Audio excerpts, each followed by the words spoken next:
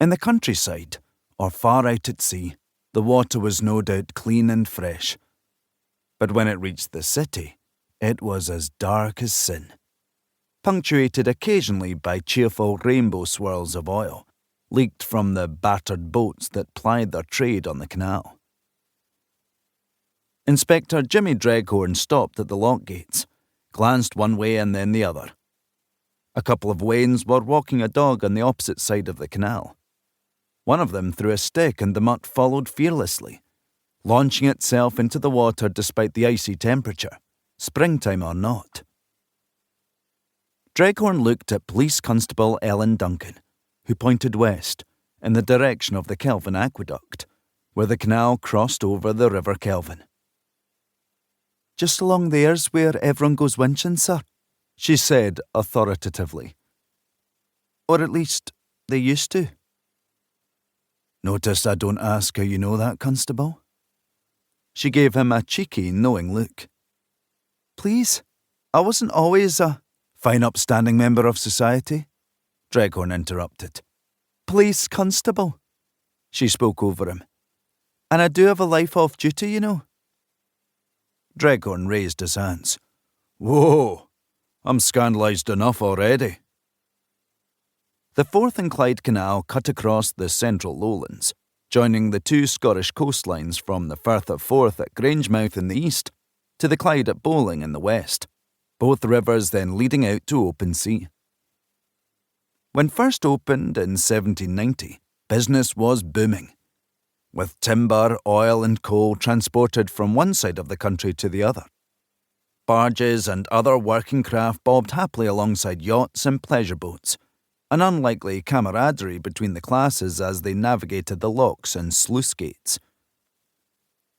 As the influence of the railways grew, transporting greater quantities of freight more swiftly, and the trend in shipbuilding veered towards vessels too large for canals, the Forth and Clyde had fallen into decline, not helped by the Depression, which had engulfed the country 4 years earlier.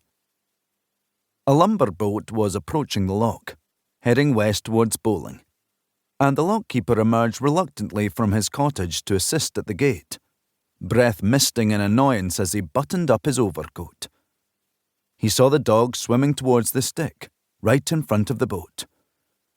"Get that dog out my river," he yelled, "or I'll chuck you in after it." He spotted Dreghorn and Ellen, straightened his cap and asked suspiciously if there was anything he could do for them. "Aye," Dreghorn growled. "Don't draw attention to us." They walked in the direction Ellen had indicated. 2 barges were berthed on the same side of the canal as them, so decrepit they could have been mistaken for derelict if it hadn't been for the peely-wally-looking family glimpsed through the windows of one, and the skipper of the other half-heartedly scrubbing his deck. With a guilty air, he pretended not to notice them as they passed. As legitimate trade had dwindled, so the smuggling of black market goods had flourished along the canal. Although that wasn't why Dreghorn and Ellen were there.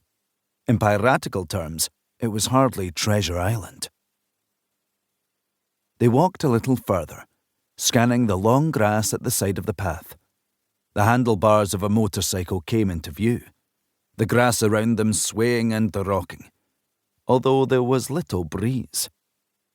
Dreghorn stopped, put his finger to his lips, and pointed.